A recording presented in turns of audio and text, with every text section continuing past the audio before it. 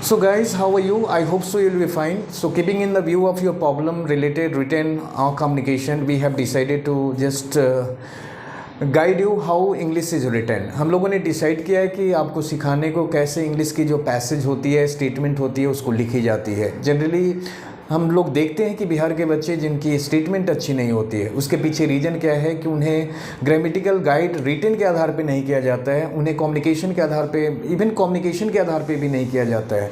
तो हम लोग जब अच्छी अगर राइटर हैं तभी अच्छा स्पीकर भी होंगे. स्पीकिंग करने के लिए कॉन्फिडेंस को बूस्ट करना होता है, लेकिन रिटन के लिए ग्रामेटिकल कॉन्सेप्ट को डेवलप करना होता है, उसकी वे को जानना होता है. तो keeping in the view of competitive examination, general competitive और even whatever it is entrance examination like MAT और कैट, हम लोगों ने ये डिसीजन लिया है कि हम लोग अब रिटन पे काम करेंगे, स्टेटमेंट को डेवलप करने का काम करेंगे. और I am damn sure drastic change will be in you in very short days अगर आप इसको फॉलो करें. हम लोग ग्रामर भी पढ़ेंगे और उसको लैंग्वेज आई मीन स्टेटमेंट में हम लोग ट्रांसलेट करेंगे. तो अभी मैं स्टार्ट करने जा रहा हूँ. निशु यहाँ पे है मेरे साथ. निशु ट्रांसलेट रिटर्न करेगी, मैं यहाँ पे ट्रांसलेट करूँगा. तुम आओ, अगर मैं बात करूँ तुम आओ, निशु कैसे बोलेंगे तुम आओ? You come. तुम आओ, यू कम हियर. यहाँ तो नहीं है तो क्या लिखोगे? You come. You write down.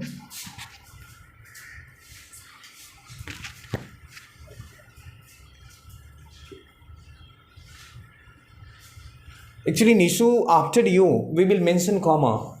यहाँ पे हम कॉमा का मेंशनिंग करेंगे. क्यों? क्योंकि हम बातें किसकी कर रहे हैं? इंपरेटिव सेंटेंस की कर रहे हैं. एक वीडियो में आप देखे होंगे कि इंपरेटिव सेंटेंस में जब हम बातें करते हैं, सब्जेक्ट को मेंशन करते हैं, तो वहाँ पे रिटन में सब्जेक्ट के बाद कॉमा का यूज करते हैं.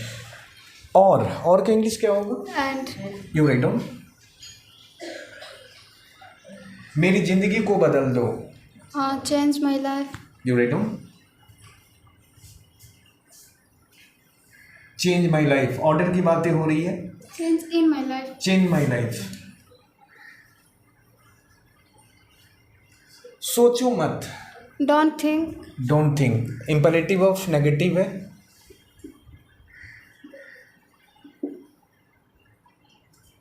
Right down right now. Don't think.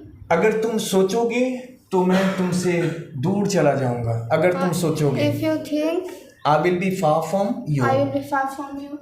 मैं यहाँ पे बताना चाहूँगा कि अगर, हाँ you write down.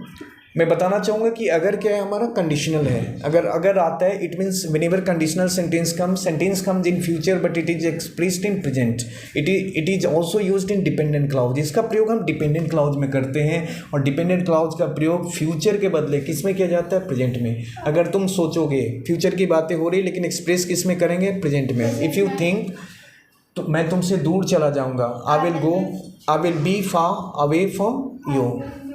Far from you. Far from you. Clear? Just right down right now. जैसा कि तुम जानते हो. जैसा कि तुम जानते हो, कौन सी टेंस की बातें कर रहे हैं हम लोग? Present indefinite. What is the English of जैसा कि? Just as. या जस्ट एज.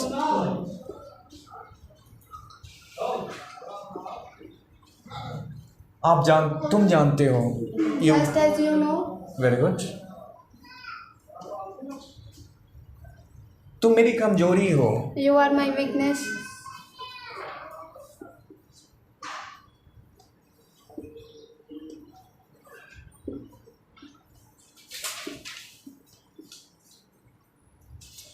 मैं जीवन के किसी भी मोड़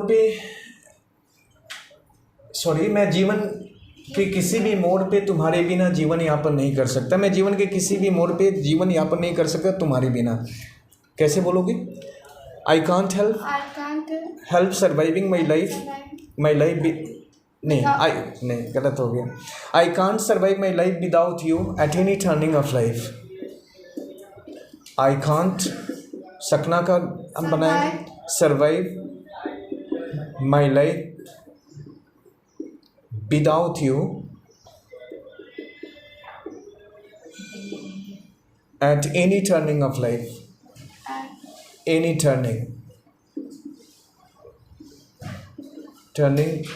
turning, बस just turning, because life is going to be repeated. I can't survive my life without you at any turning. Clear? मेरा जीवन एक खुली किताब है. My life is open book.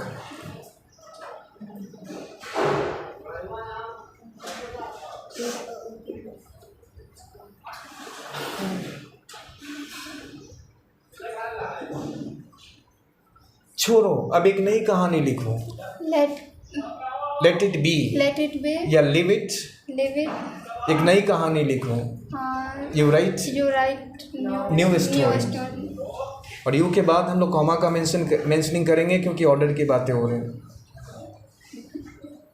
Live it. You. Comma you right new You story. write new story. You write a new story. You write a new story now. अब एक नई कहानी को लिखें। You write a new story now. Write a new story.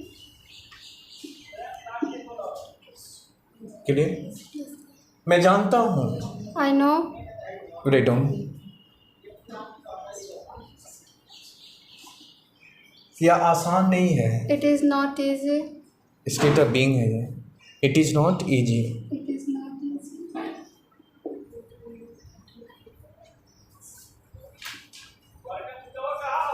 लेकिन मैं कहने के लिए कह देता हूँ।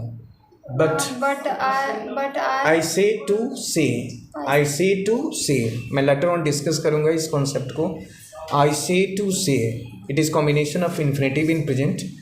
आई से टू से आप देख सकते हो। मैं कहता हूँ, कह देता हूँ। आई से प्रेजेंट इंडेफिनिट में हम यूज कर रहे हैं। के लिए अगर दूसरे वर्ब को जोड़ता है तो टू। आई से टू से। मैं कहने के लिए कह देता हूँ। मैं बोलने के लिए बोल देता हूँ। I speak to speak. मैं सोचने के लिए सोच लेता हूँ। I think to think. मैं जाने के लिए चला जाता हूँ। I go to go. मैं लिखने के लिए लिख लेता हूँ। I write to write. बहुत अच्छी लाइन है ये इन्फिनेटिव है। Clear? Do you understand? Later on I will make you understand. मैं कभी परिणाम का फिक्र नहीं करता। I never think of result. I never think of result. I never think of consequence. I never think of consequence. हम result भी बोल सकते हैं, कंसिक्वेंस भी बोल सकते हैं, फीडबैक भी बोल सकते हैं, आउटकम भी बोल सकते हैं, इंस्विंग भी बोल सकते हैं। परिणाम का बहुत सारा मीनिंग होता है। रिजल्ट होता है, कंसिक्वेंस होता है, फीडबैक होता है, आउटकम होता है, इंस्विंग होता है, रिजल्ट भी होता है, कंसिक्वेंस भी। Okay, clear? Did you understand? So इस तरह से हम प्रैक्टिस करेंगे तो हमारी इंग्लिश अच्छी हो जाएगी।